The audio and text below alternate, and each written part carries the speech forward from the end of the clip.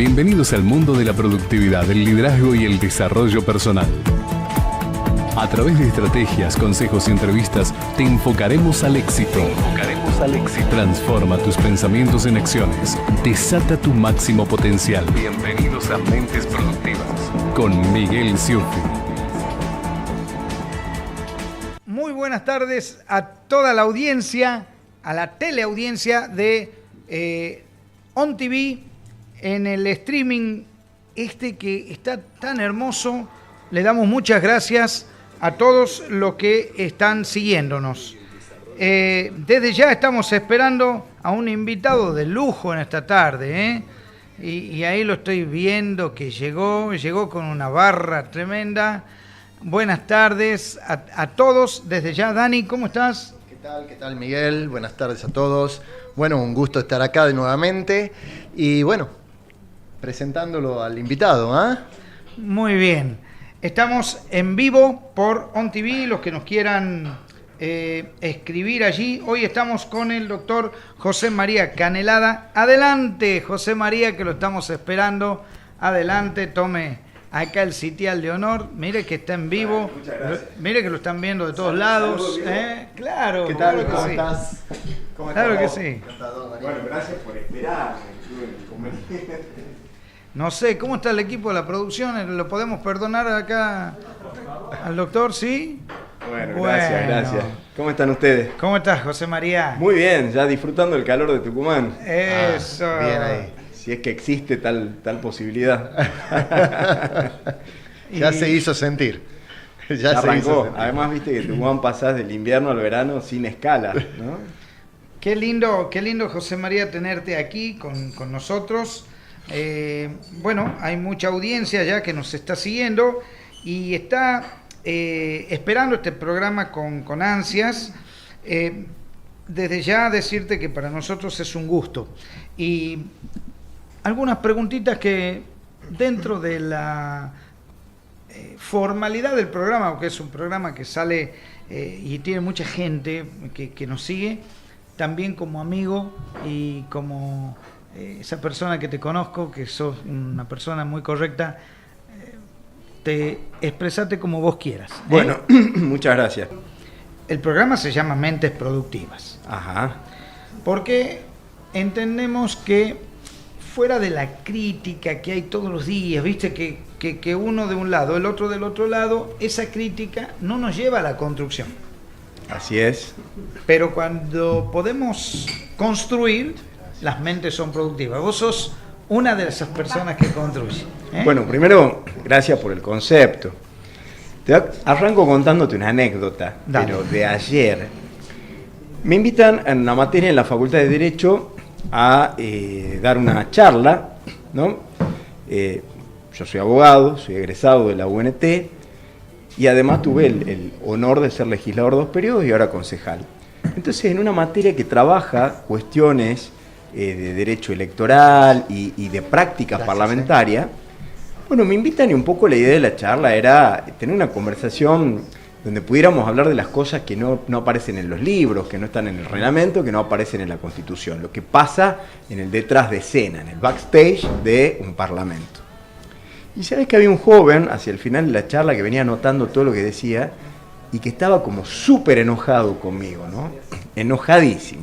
No le gustaba, con vos. No le gustaban algunos términos que había usado, porque yo hablaba, en algún momento me refería al juego de la política, que en realidad es un término académico, ¿no? Que viene de la teoría de los juegos, que además, digamos, es una herramienta de la matemática que pretende analizar comportamientos y prever comportamientos. Pero bueno, estaba enojadísimo.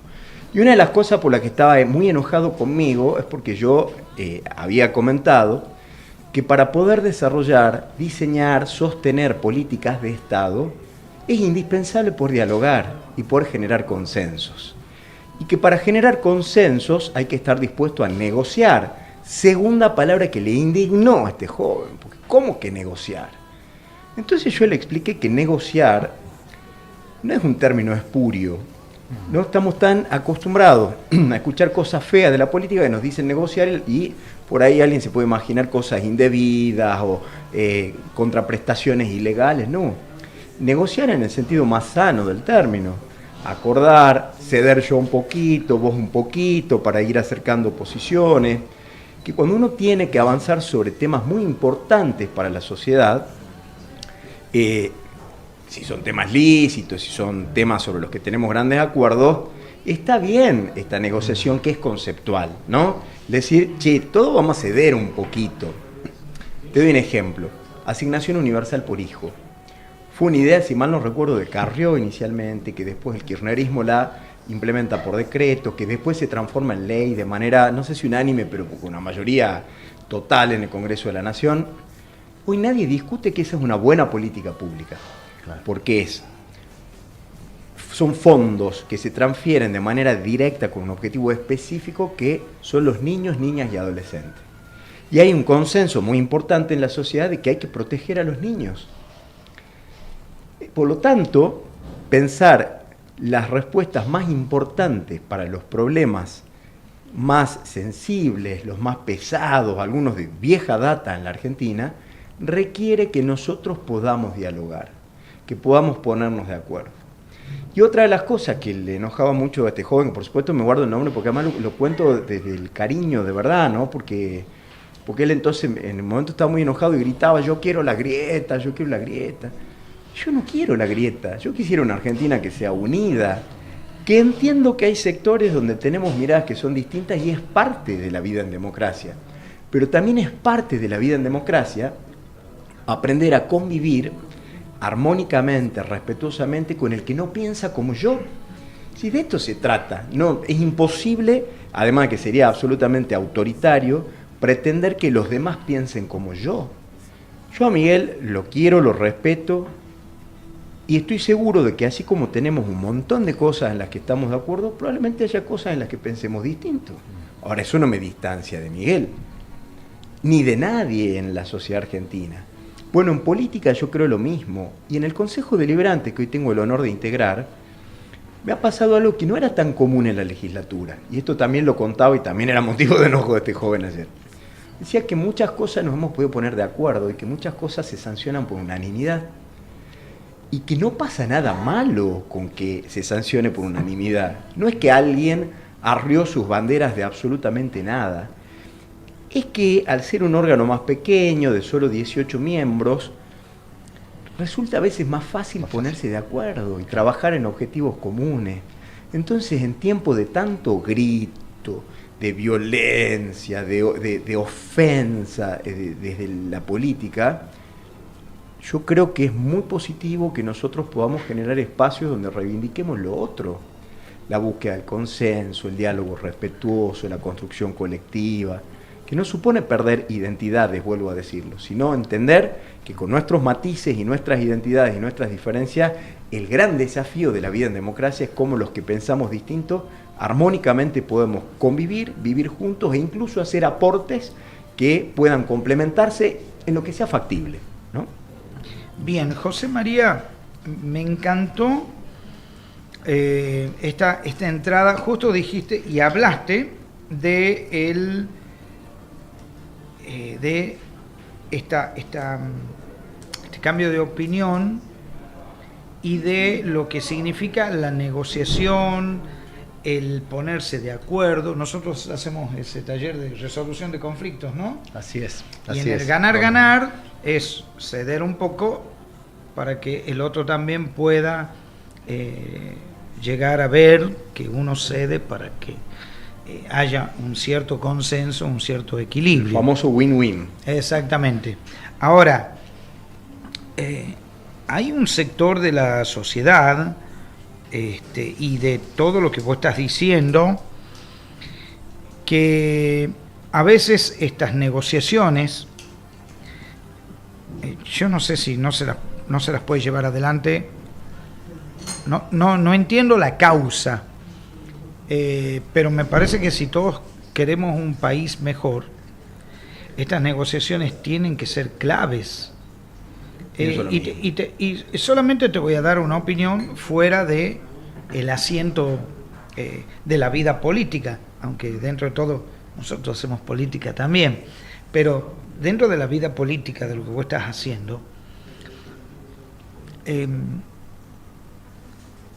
vos estás de este lado y del otro lado solo hay oposición. Y no hay con qué darle. No sé si a vos te pasa eso. Bueno, lo que decía el doctor sería un ideal, ¿no? De poder sentarnos en una mesa y poder dialogar y llegar a un acuerdo para poder seguir adelante. Y eso de dialogar es poder también aceptar y poder escuchar los que están en una banca, quizás a los que no, o una banca de un partido contrario, poder escuchar al otro y llegar a lo cual, o sea, a por qué se gobierna, ¿no? Que es para el pueblo y para la gente, ¿no? Para lo mejor, para la provincia, para el país, lo mejor. Para mí hay como dos cosas importantes. Primero, vos me decías que era como lo ideal. Hay un texto que creo que es de Benedetti que habla sobre la utopía, ¿no? Y dice, ¿para qué sirve la utopía? Porque cuando la sigo, cuando siento que la estoy por alcanzar, se aleja de nuevo. Y cuando creo que la estoy por alcanzar, se vuelve a alejar. Pero perseguir las utopías me permite avanzar, me permite caminar. Sí. Entonces hay cosas donde yo con 46 años y un montón de golpes en el cuerpo, sigo siendo idealista, porque no quiero que nadie me quite el derecho a soñar que esto puede ser mejor. Eso por un lado. Así es. ¿No? Y luego, pensando en el juego digamos, en la dinámica de oficialismo y oposición en los gobiernos democráticos, la oposición tiene el rol de controlar. Este es el rol que le da el sistema institucional. Tiene que controlar. Ese es el sistema democrático, es así. Exactamente. Sí. Y está bien porque se supone que el control le ayuda al Ejecutivo a hacer mejor su tarea. Bien. ¿No? Porque si yo controlo, tiene que administrar con eficiencia. Si yo controlo, no puede tener conductas impropias. Sí. Entonces es un aporte la actividad de control. Yo recuerdo cuando asumo la primera vez como legislador, que yo tenía clarísimo que iba a controlar, por cuerdas separadas, con mi equipo decidimos que no alcanzaba con señalar lo que estaba mal, sino que por cada cosa que nosotros dijéramos, no estamos de acuerdo con cómo lo hace el gobierno, íbamos a hacer una propuesta legislativa que mostrara el cómo nosotros creíamos que era la manera correcta. Bueno, ahí está. Entonces, aún desde la tensión del disenso, nosotros hacíamos aportes que eran constructivos. Porque decíamos, no estoy de acuerdo con cómo lo hace usted por A, B y C. Y entonces, en consecuencia, presentamos este proyecto donde decimos que la forma es DEF. Ese es un trabajo serio. Bueno, así lo entendimos nosotros y quisimos que la sociedad tucumana viera que era posible tener una oposición que tuviera otro perfil. Porque además me acuerdo que en algún momento desde el oficialismo tildaban a la oposición de denunciadores seriales, ¿no? Yo dije, yo de cereal no tengo nada, a lo sumo como cereal a la mañana, pero denunciador serial no. Y sí fuimos con mi equipo. Tuvimos te diría un estilo de propositivo serial, ahí sí. No paramos de proponer, tanto que terminamos 8 años, que fueron 2 mandatos como legislador, con 850 proyectos de ley presentados. Una banda, muchísimo. Nosotros construimos un rompecabezas de política pública del modelo de provincia de Tucumán que queremos. Perdón, doctor, ¿y cuántos de esos proyectos llegaron a hacerse realidad? No recuerdo con certeza, yo pienso que, no sé, 40 a lo sumo. Pero sí pasó algo que fue interesante. No es poco, ¿no? No es poco. No, para nada. Y además, y esto lo cuento con humildad porque es importante el proceso, no que yo lo haya presentado, pero nosotros le dimos a Tucumán la primera ley de Alzheimer de la Argentina, con un proceso súper participativo, donde estuvieron presentes especialistas, académicos, científicos, cuidadores, familiares, personas con Alzheimer, organizaciones de la sociedad civil. Y digo que me interesa el proceso. La ley número 9014, la tengo anotadita, así que... Mirá vos. Sí, la tengo anotada. Mirá vos. Bueno, esa ley hoy es una ley modelo que la tomó Facundo Manes, que es un capo de la neurociencia, la impulsó en el Congreso de la Nación y ya tiene media sanción de la Cámara de Diputados. Qué bueno. Y la hemos llevado a otros países. Nos han invitado a todos lados, hasta en Cracovia, hemos estado en Polonia llevando la ley tucumana. Y esa ley se sancionó por unanimidad. La trabajamos mucho en su momento con Adela Estofán de Terraf, con Fundación León.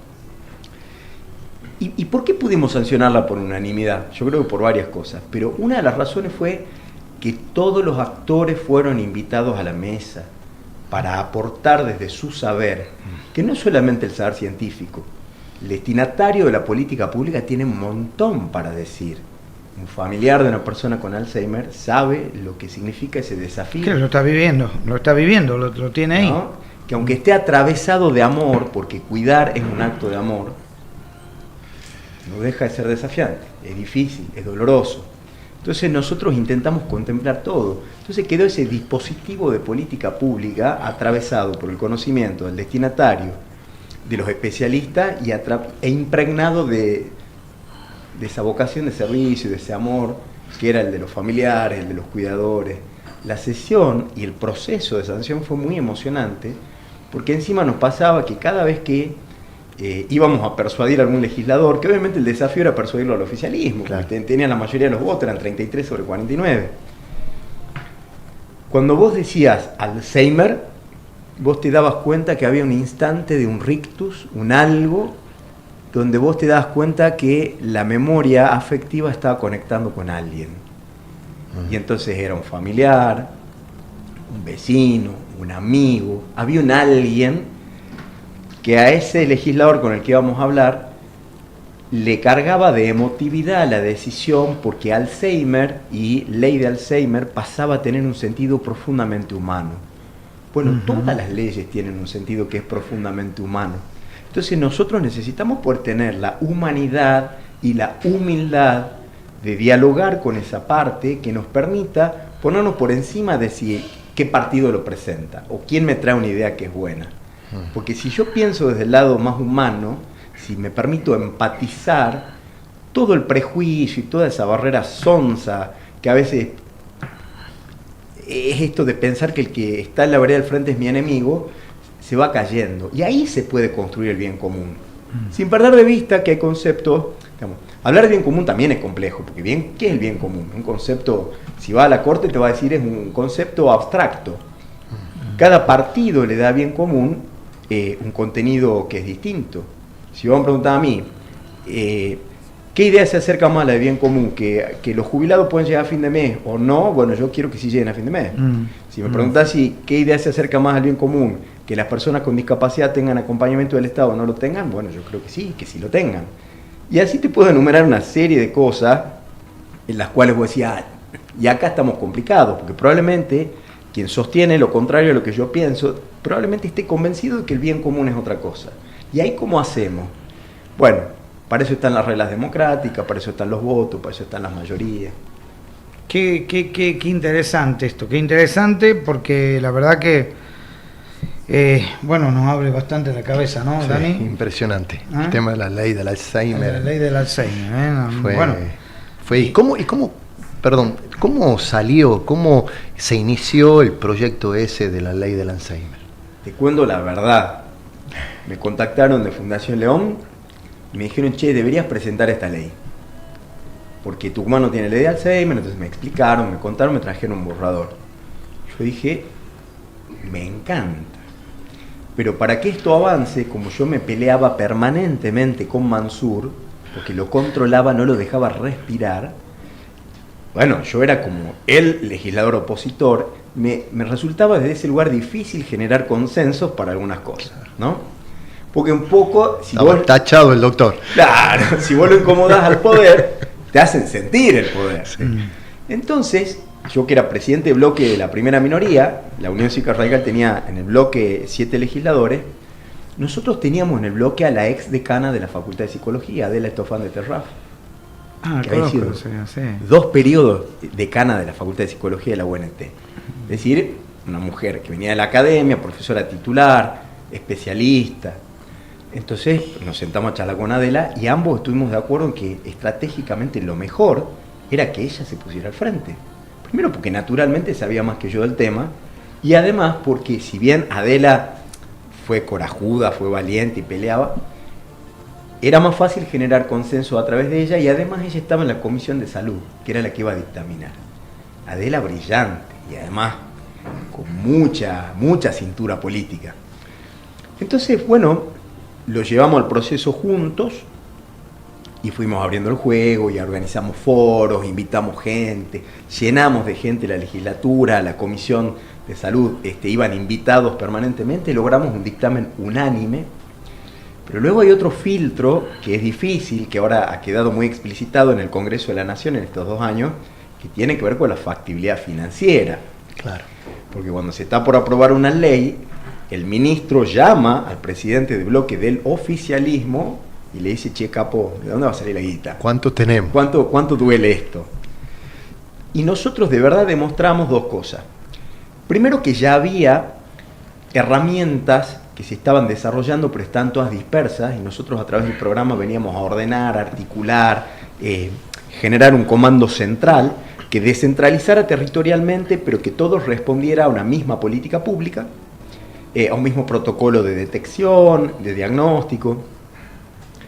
Y luego demostramos que aunque se generaba algún gasto, el famoso gasto público, el que tanto se habla ahora, ese gasto era una inversión, porque si nosotros podíamos llevar adelante tareas de prevención, de sensibilización, de detección temprana, a la larga al Estado le salía menos.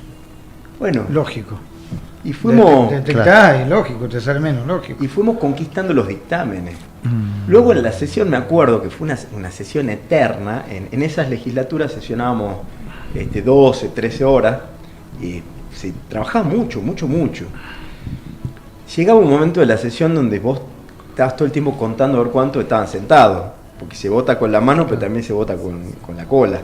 Claro, ya, Si vos no te- ¿hasta dónde resistía la cosa? Porque si perdés el quórum, chau sesión. Entonces me acuerdo que ya quedaba poca gente, porque estaba al final del orden del día. Entonces, bueno, cuando miramos con Adela, dice, ¿qué hacemos? Yo le dije, habla vos y sé breve. Nosotros necesitamos que se sancione. Hay que aprovechar el quórum. Después tendremos oportunidad de contarle a los tucumanos sobre la ley. Ahora lo que hay que hacer es meter el gol. Después lo gritamos. Ahora metelo. Bueno, y fue así. Si vos mirás las versiones taquigráficas de la sesión, Qué bárbaro. fue una intervención de Adela Estofán de Terraf en Soledad, sólida, solvente, profunda, emotiva, breve, porque necesitamos que rápidamente levante la mano. Y bueno, y hoy te vuelvo a contar, una ley modelo para la Argentina, que debiera ser motivo de orgullo de Tucumán. No sabés lo que nos costó luego que el gobierno la reglamentara. La reglamenta hace muy poquito. Mira. ¿Cómo pasa tanto tiempo? Bueno, a ver, vamos, tenemos que seccionar, doctor, porque si no es mucho. 3814-196160, nuestro número aquí en On TV, y nos pueden seguir por On TV en vivo. Así que vamos a hacer un pequeño corte, para luego volver con una pregunta que le dejamos al doctor José María Canelada. Doctor querido y amigo, una preguntita que te dejo y después vos me la contestás después del espacio. ¿Qué diagnóstico haces de la ciudad, ¿sí? Ya que estás en el Consejo Deliberante? Y dámelos a tu opinión, tu visión, los 3 problemas más, no sé si decir urgente, o 3 problemas puntuales y necesarios que necesita resolver San Miguel de Tucumán. Ya los tengo acá. ¿Ya los tenés ahí? Sí. Bien, un corte y volvemos con el doctor José María Canelada. Vamos al aire. 381-419-6160, el teléfono de On TV para que se puedan comunicar, o bien pueden chatear con nosotros. On TV en vivo, estamos con el doctor José María Canelada. José María, te habíamos dejado unas preguntas, nos están viendo muchos, ¿no?, en estos momentos. Después quedan las preguntas, ¿no?, para mandarle después al doctor, ¿sí? Así que bueno, esas 3 preguntitas que dejamos, los 3 problemas más puntuales que vos ves a resolver en San Miguel de Tucumán. Primero hay uno que es en apariencia sencillo, pero es muy complicado. ¿Vos manejás? Sí, mirá que te está viendo la municipalidad, ¿no? Que tomen nota. Bueno. Que tomen nota, que mi tarea es controlar. Este programa es plural, así que está muy nosotros bien. Estamos acá. Que tomen nota. Manejar es misión imposible en San Miguel de Tucumán, ¿no? Yo entiendo que es un problema que puede tener un aspecto que se ha heredado, pero lo cierto es que tener calles que están destruidas no solo es un problema económico porque se te rompe el auto, sino que es muy peligroso. Porque cuando vos vas manejando y te sorprende un cráter, tu primer impulso es frenar o es esquivar. Sabés que Daniel es mecánico, ¿no? Ah, mirá qué buen dato. Bueno, podría pasar un chivo porque en San Miguel de Tucumán... Claro, por supuesto, sí. Galeano Service. Sí, Galeano Service y bueno, yo el mío, Joyería Marcelo Chaval. Bueno, no sé, voy a pensar una inversión para el próximo programa. Me salió porque justo que decías del auto, bueno, Daniel tiene varios de estas cuestiones, ¿no? Sí, con los clientes. Y en serio que es peligroso, porque de verdad vos venís, te toman por sorpresa. Además, da la sensación de que hacen reparaciones que son de mala calidad, porque vos tenés algunas calles que de pronto taparon el bache y vos decís, listo, esto está resuelto, llueve y pasa una semana y el bache está de nuevo. Y me parece que es un tema que es importante en serio. A mí me pasa cuando viene mi viejo de visita, mi papá vive en Salta hace mucho tiempo, no es Suiza, es Salta, es acá 4 horas. Pero es que no lo puede creer. Me dice, escuchame hijo, ¿cómo haces para manejar a tu casa? Y entonces le respondo lo que es cierto, tengo memorizado los baches. Sí, claro, cuando vas el mismo recorrido tenés memorizado los baches. El problema es que cuando llueve y la ciudad se inunda, ya no lo ves. No los ves. Entonces es peligroso, un tema que hay que atender. Hay una segunda cuestión que me parece que... Sí. Perdóname, por favor. He visto el trabajo que hicieron de la municipalidad sobre calle Salta, hablando de los baches. Y quiero ser justo. Este trabajo no lo había visto hacer en cavar como corresponde, medida. Fue un trabajo, no estoy acostumbrado a verlo así. Sí estaba acostumbrado a verlo como vos lo decís, pero esta vez he visto otro tipo de trabajo y algo que me llamó mucho la atención. Los ingenieros, que me imagino que son ingenieros, permanentemente controlando al personal. Sí, está bien y hay que reconocer lo que se hace bien. Exactamente. Pero todos los vecinos de la capital tienen el mismo derecho a tener sus calles arregladas. Correcto. Sí, solamente quería hacerte este comentario. Porque te digo, yo que transito por la Italia, yo que transito por la Francisco de Aguirre, las ves arregladas y en serio pasan Avenida América, se arregla, se rompe, se está arreglando mal si se rompe todo el tiempo. Sí, es verdad, verdad. Sí. Entonces eso por un lado. Segunda cuestión, hubo un compromiso en campaña por parte de la intendenta de 180 días para resolver algunos problemas de la ciudad. Uno de esos problemas eran los basurales. ¿Sí? Bueno, ese es un problema grande, ¿no? Estuvimos con un ingeniero, ¿qué te decía el ingeniero Robles? Él es especialista en medio ambiente. Lo conozco porque cuando era legislador, durante un tiempo él se contactó de manera desinteresada y nos ayudó y nos asesoró. El ingeniero Ricardo Robles, sí. Lo conozco. Sí. Y ahí tenemos, a ver, ¿qué cosa me llama la atención a mí? Acá voy a hablar como magíster en políticas públicas. Cuando vos identificás un problema público, tenés que diagnosticarlo, y para diagnosticarlo vos hacés como un médico, ¿no? Correcto. Entonces necesitas mirar todo para comprenderlo al problema. Claramente parte del problema de los basurales tiene que ver con que en algunos sectores de la ciudad hay gente que tira basura, porque la basura no aparece sola. Seguro. ¿Sí? Esto lo sabemos. Pero entonces, quien asume la función de gobierno y se compromete a erradicar los basurales, luego no puede quejarse y decirle a los vecinos, lo que pasa es que el problema es que la gente ensucia. Porque eso vos ya tenías que saberlo, porque es parte del diagnóstico. Entonces, tu solución, tu respuesta al problema, tiene que haber contemplado cómo impactás en la conducta de la gente para que deje de tirar basura. Es como que un médico te diga... Algo así como concientizar. Sí, pero en realidad para mí son como varias acciones. Porque cuando vos tenés un problema tan grave y que tiene, digamos, como causa una conducta humana, vos tenés que pensar, bueno, yo desde qué lugares puedo influir en la conducta. Y tengo varias herramientas. La inmediata y de shock es la disuasiva, que generalmente la herramienta disuasiva es la pena, es la norma que dice te voy a multar, ¿no? También son los mecanismos de control, son las personas que controlan, que hacen rondas, son las cámaras que juegan el mismo rol de disuasión situacional. Y luego tenés uno más profundo que ataca la causa de la enfermedad y no solamente el síntoma, que tiene que ver con sensibilizar, concientizar, generar conducta ciudadana. Vos necesitas ambos en simultáneo. Uno lleva más tiempo, pero cura la causa de la enfermedad, que es todo lo que tiene que ver con la prevención. Pero la de shock, que es disuasiva del momento, también es importante porque yo necesito que el paciente deje de tener síntomas. ¿Sí? Evidentemente lo que está haciendo el municipio es insuficiente. ¿Qué es lo que a mí me disgusta de esto? Se comprometieron a erradicarlo en 180 días en la campaña. Si no sabían, si no tenían un diagnóstico correcto, hay una mala praxis. O no pongas límite de tiempo. Y si sí sabían, y a pesar de eso, plantearon un objetivo de imposible cumplimiento por el plazo en el que dijeron que lo iban a hacer, le han mentido a la gente para buscar votos. Entonces ninguna de las dos conductas es correcta.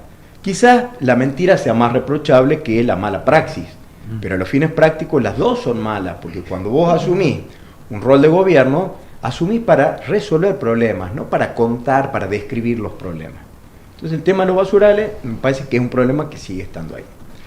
Y hay una tercera cuestión donde ha habido algunas medidas que son interesantes, pero en el andar han quedado como desdibujadas, que tiene que ver con el tránsito. ¿No? Manejar en San Miguel de Tucumán es enloquecedor. Es enloquecedor, es hartante. Yo a veces cuando tengo que volver a mi casa, miro la hora y a veces prefiero esperar y llegar más tarde, porque decir, bueno, si espero media hora ya no agarro el cuello de botella. ¿Y por qué digo que ha habido algunas cosas que sí las quiero destacar? Cuando deciden implementar los carriles exclusivos para los colectivos, se generaron dudas, porque bueno, era una política innovadora en la ciudad, ya la habíamos visto en otras ciudades, pero bueno, vos siempre en Tucumán te preguntás si esto irá a funcionar, pero me parecía que estaba bien, intentar un algo que ordene. Vos tenías que introducir algún factor distinto para obtener un resultado que sea diferente. Y fíjate que en el arranque, para mí tuvieron una falla de implementación, que fue que no concientizaron, no informaron con la potencia necesaria en el arranque. Entonces había gente a la que la multaban porque no sabían que esto se había implementado, la multaban por los giros que estaban prohibidos y que no estaban debidamente señalizados. Luego cambiaron... ¿Te puedo hacer una pregunta respecto a eso? Sí, por supuesto. En calle, no me quiero equivocar, Santiago y Junín, que no se podía girar por los colectivos. Se dice que cambió todo desde el accionar de un abogado que visitaba la provincia y no sabía. Él inició la causa. No lo sabía, me estoy enterando. Sí. Se dice porque fue fue público porque él realmente decía que se había comenzado como un conflicto. De ahí no sé más nada. Pero evidentemente ese conflicto fue solucionado dándole giro a la derecha por Junín. Bueno, vos imaginate. Existe en el mundo del derecho una ficción y es que el derecho se presume conocido. Sí. ¿Por qué? Porque yo no podría decir, ay, mire, yo la asesiné a la señora porque no sabía que estaba prohibido. El derecho se presume conocido. O, ay, yo me llevé el micrófono porque me gustaba, no sabía que estaba prohibido llevármelo. No, bueno, está en el Código Penal. No, es de OnTV, no me lo lleve. Con las normas de tránsito es más complicado, porque yo no puedo presumir que toda la gente sabe si acá se puede estacionar o no se puede estacionar, si se puede girar o no se puede girar, si es carril exclusivo o no. Entonces hay una señalización que es responsabilidad del Estado. Exactamente. Que tiene que estar, que tiene que ser clara, que tiene que ser visible. Y acá pasó que de golpe se implementaban cosas y la señalización no estaba. Que la etapa previa, cuando vos vas a introducir un cambio de algo que está súper instalado ya en la cotidianeidad, en la rutina de la gente, tenés que inyectar información de manera constante porque el ciudadano tiene que saber. Exacto. Si no sabe, Exacto. y vos después lo multás, es injusto. Sí, exacto. Entonces en el arranque de la implementación sucedió esto. Luego pasaron cosas positivas, porque empezaron a medir los tiempos del traslado en colectivo y bajaron. Y eso está buenísimo. Sí, es verdad eso. Porque hay mucha gente que usa el colectivo, ¿no?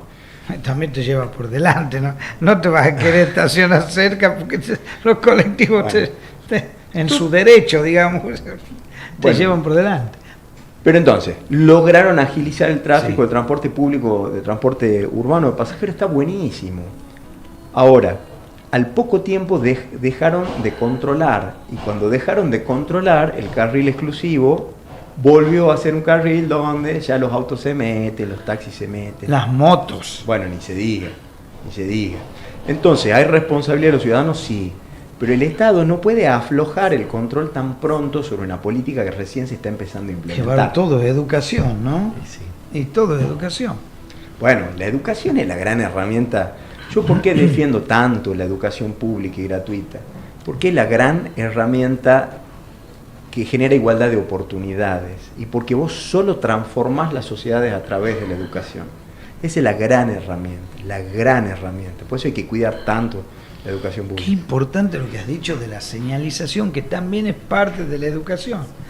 Yo, claro, voy a mi zona, Santiago y Salta, que se doblaba a la derecha, giro libre a la derecha, no tenía el cartel de giro libre. Entonces, un señor taxista un día me dice, no puedo girar, y le estaban tocando bocina. Acá no está el cartel. Si yo giro, me pueden hacer una multa. Y el que estaba atrás le decía, es giro libre derecho. Bueno, pero no. Eso acompañado de epítetos. Sí, a los tucumanos, ¿no? A los tucumanos. Pero qué importante, porque es parte de la educación. Es parte de la educación la señalización también. Pero además, Miguel, vos imaginate lo injusto, ¿no? Está perfecto lo que vos describís. Porque a mí el Estado me puede aplicar una sanción. Ahora, que me sancione por la violación, por el incumplimiento de una norma, que yo la incumplo por ignorancia, porque el Estado no está cumpliendo su tarea, es absolutamente injusto. Es injusto, es arbitrario. Entonces, ¿qué hago? Termino yendo a litigar por una multa para demostrar que no estaba el cartel, que la responsabilidad del municipio es bastante más fácil que el municipio se ponga las pilas de vaga. Puede haber, doctor, discúlpame, puede haber como una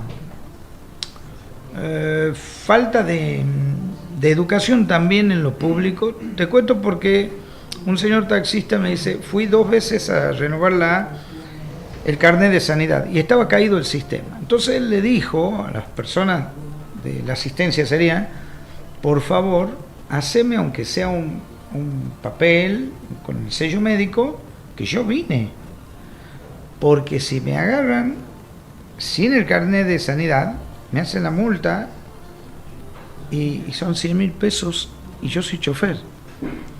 En definitiva, no le hicieron ninguna nota. Él se presentó el lunes a renovarlo al carnet de sanidad. Ya se había presentado estos 2 días, jueves y viernes. Y el sábado, a la noche, le piden el carnet de sanidad. Bueno, él le comenta al agente municipal lo que le pasó y el agente municipal, con buen tino, le dice, perfecto, dame todos los otros papeles, quiero ver, sí, está todo reglamentado, listo, seguí nomás. Y él me dice, señor, ¿y si me hacían la multa, cómo pago yo esos 100.000 pesos? Mira, la administración pública es la manifestación más palpable, la más cercana que los ciudadanos tenemos del Estado. La más concreta. Es el primer mostrador al que vos vas, donde te atiende alguien, es el Estado recibiéndote. Por lo tanto, el Estado debe tener una política muy potente de formación de sus recursos humanos. esas personas que tenemos trabajando en el municipio, en el gobierno de la provincia, en las comunas, donde por cierto está mal querer influir y quitarle la libertad de elegir a quienes trabajan en las comunas, está muy mal, no lo hagan, comisionados comunales. Eso fue muy público. No lo hagan, está mal, pero volviendo. Es responsabilidad de quienes gobiernan formar a esos recursos humanos, porque esas personas son el Estado en su manifestación más cercana, más concreta, más directa. Y además hay que tener una política de recursos humanos en el sentido más amplio, que no es solamente meterle formación, obligarlos a hacer cursos. Hay que premiar al que se esfuerza, hay que reconocer, reconocer el mérito. No es lo mismo el que se capacita, el que pone un poco más de su tiempo para formarse, que el que no lo hace. Totalmente. No es lo mismo el que la gente llega y me dice, yo quiero que me atienda él. ¿Por qué? Porque me atiende bien. Exacto. Entonces hay que empezar a nivelar para arriba. Y yo te aseguro que hay mucha gente que es muy valiosa, que es excelente. A mí no me gusta cuando desde el prejuicio y la generalización pretenden hacernos creer que ser empleado público es sinónimo de algo malo, ¿no? Pues te dicen, es empleado público. No, es una persona que materializa acciones del Estado, es importante. Y el Estado le tiene que dar herramientas para que pueda llevar adelante su tarea de la mejor manera posible y pueda explotar todo su potencial. Wow, educación. Nuevamente la educación. Pregunta número 21. Ajá. Con esa tenemos que cerrar con el doctor porque esto es muy rico. Y nos quedan 5 minutos, chicos. 5. La próxima la hagamos con asado. Queda bueno. Ah, muy bien. No, vos sabés que estoy pensando que cuando cumplamos los 25 programas, este es el 20. Voy a invitar 3 o 4 de los invitados puntuales, que diversos temas, y largamos aquí. Divertísimo. ¿Ah? Divertísimo. No sé si me darán una horita más, bueno. Qué lindo sería eso, Miguel, ¿no? Sí, está muy buena la idea, ¿no es cierto? Sí. Eso es lo que queríamos, porque la verdad que acá vino, mirá, la doctora Charla, la doctora Karina Faccioli de Asistencia Pública, el ingeniero Robles, vino este muchacho José, que no se me vaya el apellido, que es de Seguridad Ciudadana. Farhat. Es un buen tipo. Sabe mucho, muy estudioso. Muy estudioso. Vino Eduardo Robinson. Capo. Capo, Eduardo. Todos amigos. Sí, sabes que a mí me confunden a veces con Eduardo Robinson. Nah, te lo juro, canosito de anteojos. Yo no sé de economía, pero ni el 1% lo que sabés. Mira, me ha fallado para el café, Eduardo. No hablemos. Dale, pregunta 21 y quiero que con esto cierres dándole un mensaje a la gente, ¿sí? Bueno, para cerrar, doctor, a ver, ¿cómo se imagina usted, ¿sí?, su propio futuro político? Intendente, diputado, concejal, llegando a intendencia, ¿verdad? ¿Y cuál es su ¿El gobernador no dice? Gobernador, obviamente. Sí. ¿Y dónde apunta el horizonte? ¿Hasta dónde usted le gustaría llegar en la política? Te voy a contestar desde el corazón. Probablemente hace 6 años te hubiera dicho, quiero ser gobernador de Tucumán. Bien. Hoy, con bastante más canas que hace 6 años y otra mirada de la vida y del mundo, quiero estar donde sea útil. Bien. Donde pueda ser un servidor público, que aporte desde ese lugar, donde mejor pueda aportar al bien común, ahí quiero estar. Porque a veces uno piensa desde el ego, desde el sueño. Yo a veces escucho a algunos dirigentes que dicen, mi sueño es ser tal cosa. Mi sueño es por servir, es ser útil. Pero ¿y dónde cree usted, doctor, que puede ser más útil? Lo que pasa es que yo conformo un equipo, y cuando vos conformás un equipo, bien, a veces puedes tener jugadores que en ese momento son mejores que vos para tales o cuales roles. Entonces créeme que no me importa el cargo, lo que me importa es la posibilidad de poder impactar positivamente en la vida de la gente. Donde Dios disponga que eso sea, donde mi equipo disponga que soy el que mejor va a jugar, ahí quiero jugar, y voy a jugar contento donde me toque. Bien. Qué bueno. Perfecto. ¿Está buena ¿Qué tal la respuesta? mirada? Obviamente que sí. Bien. Obviamente que sí. ¿Te gustó eso o no? Sí, totalmente. Lo respondo del corazón. Ya me estoy haciendo grande. ¿Dónde está el grande? No, claro. No, son un pibe. Claro. Muy bien. Pero cuando uno va teniendo más experiencia, sí, los criterios cambian y los pensamientos cambian y las prioridades cambian, ¿no? Yo hay una cosa que a veces no me gusta de la política. Yo soy un enamorado de la política porque desde que soy muy chiquito aprendí del ejemplo de mi abuelo, que la política es servicio. Mi abuelo no hacía política, pero era un jubilado que cada vez que se cruzaba con un niño que pedía en la calle lo invitaba a comer, que si todos estábamos tomando un helado y se acercaban a pedir, invitaba un helado. Y mi abuelo no tenía un mango. Y para mí su capacidad de dar y dar y dar, cuando no le sobraba nada, ha sido un ejemplo que me marcó de por vida. Y yo intenté llevar esos valores a la política, porque entiendo que es de donde más potencia tenés para impactar en la sociedad, ¿no? Pero a mí no me gusta cuando veo que hay narcisismo, una actitud vanidosa en la política, mezquindades, los que van a los codazos, el que se apura para salir primero en la foto.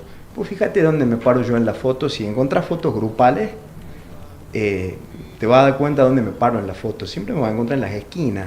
Porque cuando el resto salen corriendo para la foto, yo me paro donde hay lugar.